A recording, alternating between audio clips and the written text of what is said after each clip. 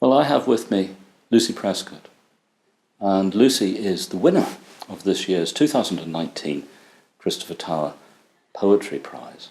Now, Lucy has written a poem which I hope she'll read in a moment. Okay. But before she does that, I'd just like to ask you, Lucy, because obviously, as judges, we first of all enjoyed your poem, but we also talked about it a lot between ourselves.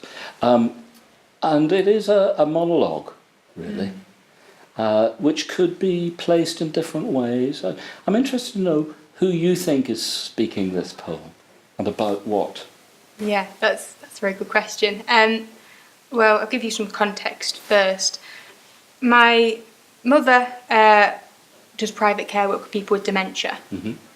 And so I often came along with her to visit her clients and, sing the carols we'd learnt at primary school for them, that sort of thing. Mm-hmm. And I'd talk to them. And I don't consider the voice in my poem to be my own voice. Mm-hmm. If anything, it's a tracing of my mother's voice, if that makes sense. Mm-hmm. Yeah. We are a predominantly female family. The females in our family, my mother's mother and my mother's mother's mother, are quite close-knit. Mm-hmm. And we're always round each other's houses for dinner and whatnot. And when my great-grandmother fell ill, we all visited her. So by the bedside we had my grandmother next to her mother and my mother with her mother and me with my mother. And that's what's explored.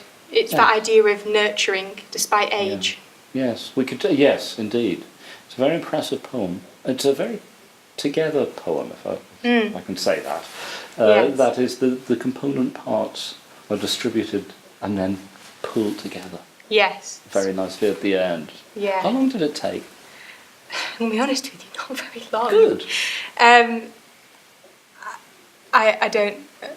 I'm consider myself an amateur poet. Well. I would sit at the bus stop waiting for the bus, be on my notes in my phone, typing up certain words and finding scraps from various parts of my life and of my lifestyle.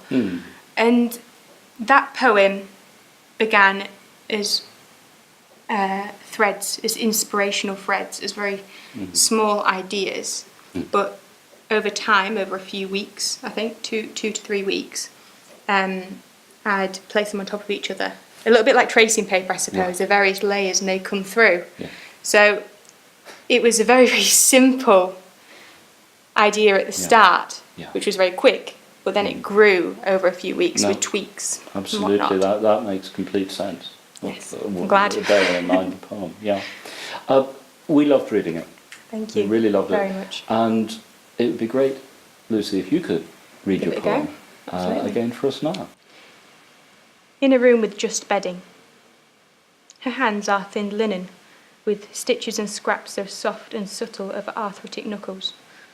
Bundled in blankets, dryly warm, with milky essences of a newborn. But inside, the inscriptions in Indian ink of my name are submerged. Her speech, soggy with splitting seams. Sentences seem scarce. She's unaware that she has an infant scattered sandpit speech, crumbling and slumping with too much water. The woven wet weight. She shrinks down in bed beneath the flooding in her head. She greets it beneath the surface of her breath, but we cannot speak underwater.